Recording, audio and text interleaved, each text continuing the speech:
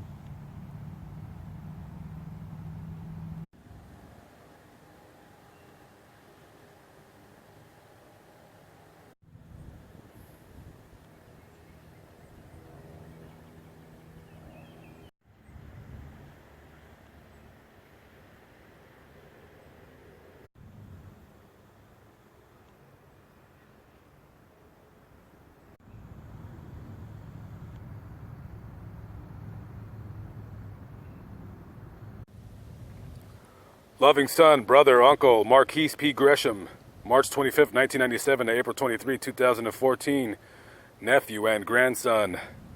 Marquis was standing around 5 o'clock with his buddies, and a car pulled out a gun and started shooting. Tragically, Mr. Gresham was struck and killed. Detectives on the scene say that it was a retaliation shooting for a shooting that took place earlier, and this was a gang homicide. Now, I am not at all saying that Marquis was a part of a gang. I do not know, so I am not saying that. So let me be clear in that. He was just standing around with his friends, doing whatever, and I do not know.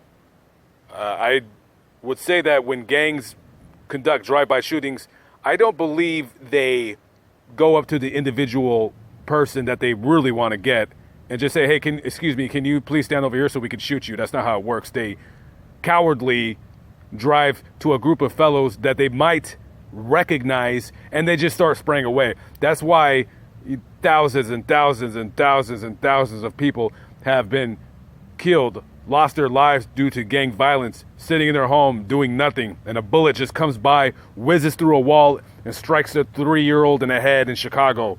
It's that. These scumbags, they don't care who they kill. They don't care what families they destroy. They don't care. They don't even care about themselves. If they don't care about themselves, then why the hell should they care about you or me?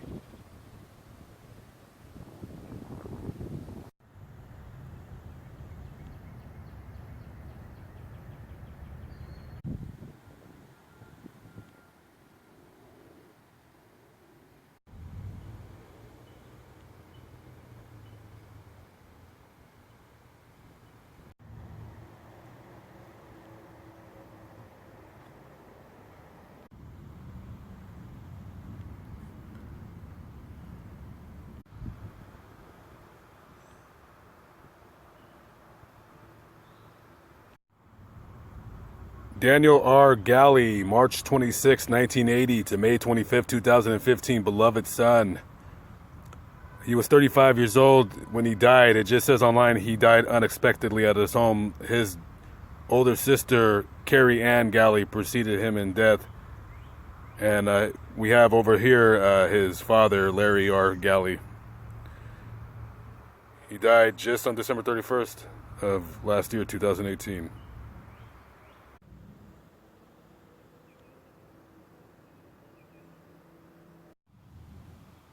In loving memory, William D. Durr, sunrise, September 1st, 1989, sunset, November 14th, 2012, beloved son, husband, and father. I couldn't find out online how he died. It just says he died in Las Vegas.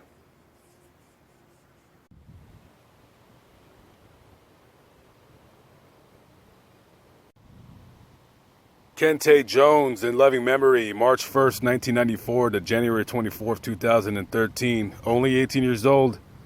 He was moving furniture into a new house that him and his family were moving into when a minivan pulled up. Somebody jumped out the sliding door and shot Mr. Jones.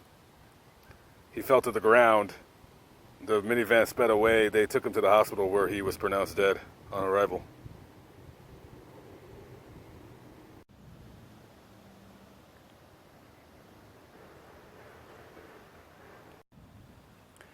Brother, dad, granddad, John E. Mullins, February 1952 to January 2014, forever in our hearts. In loving memory, Marquis Grider Sims, February 14th, 1993 to September 4th, 2015. This is the brother of Mr. Gresham. Mr. Sims was also shot and killed. It appears to be a gang retaliation shooting. He was snuck up from behind and shot in the side of the head. A true definition of a hit, if you will. And it was suspected from the detectives that his death was a retaliation for a shooting that had took place 5 days previous. Not saying Mr. Sims had anything to do with it. I do not know. I'm not saying that at all. I'm saying they think it was a retaliation between two gangs. Just a good old-fashioned gang war, if you will. You know, because in a gang war, you got to defend your turf, your neighborhood, even though you don't own anything there. But you claim that it's yours. But if you took pride in your neighborhood, instead of shooting it up and shooting each other, young black men shooting other young black men, maybe you would take a little bit of pride and maybe clean up the neighborhood, maybe mow an old neighbor's lawn or something. This is not to disrespect Mr. Sims here. I'm just saying I'm seeing a lot of young black men in the ground, and it's not right. Don't need to be shooting and killing each other. That's just my personal opinion. Rest in peace, Mr. Sims.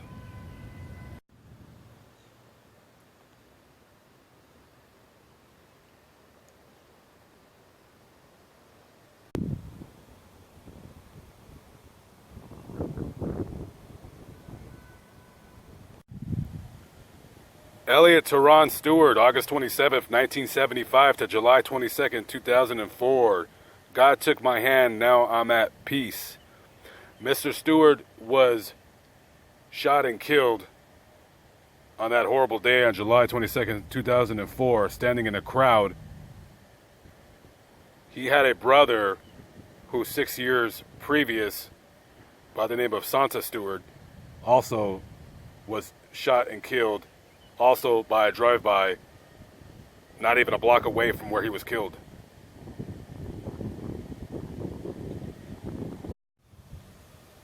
This is the young man who I was speaking about, Santa LaRon Stewart, November 1st, 1979 to October 10th, 1998. He is about 7 spaces away from his brother over there.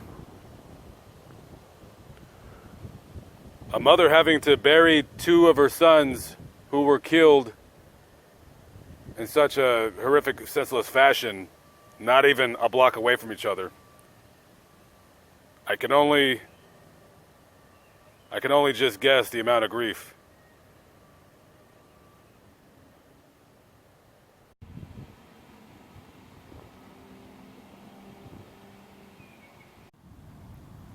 Beloved son, brother, father, Curtis Lee Brown Jr., December 25th, 1988 to September 26th, 2017, Christmas baby. The card on the ground right there says, not always eye to eye, but heart to heart. And let me tell you, those words could not have been more perfect than to be placed next to this man's stone right here.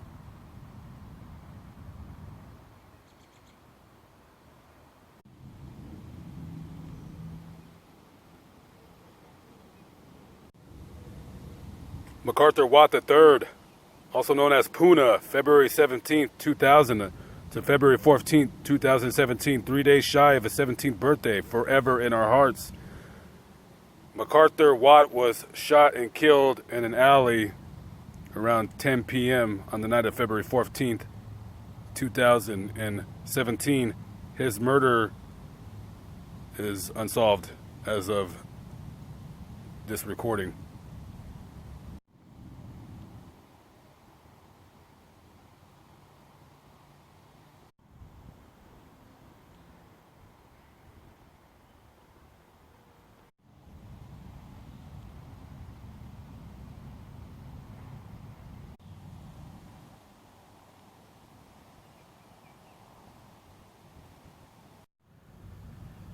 In loving memory, Jamarian D. Gomez, son, brother, forever in our hearts, June 24th, 2003 to August 20th, 2016.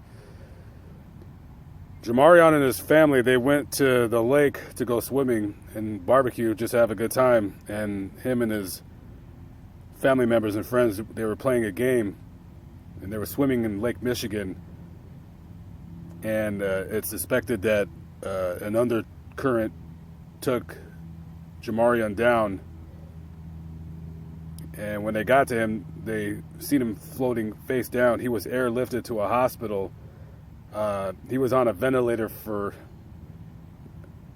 more than 3 days, and sadly on August 20th, they decided that there was no longer any life left in him, and they had to shut the machine down.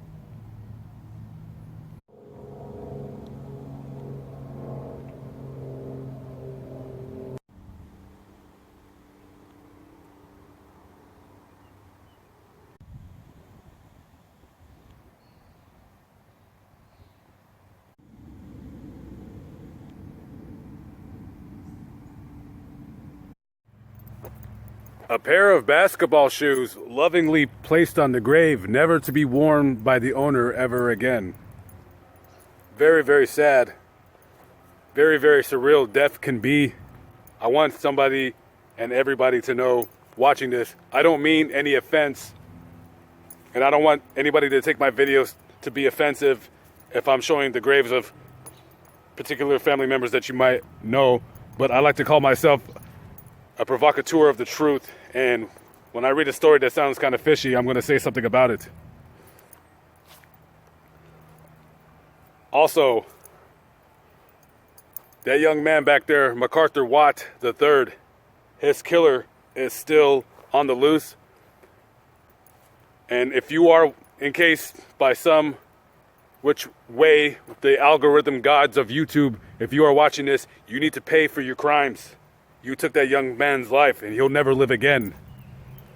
If anybody knows or has any information about who's responsible for that young man's murder, please give the Muskegon detectives a call, 231-724-6750. Who knows, there might even be a reward.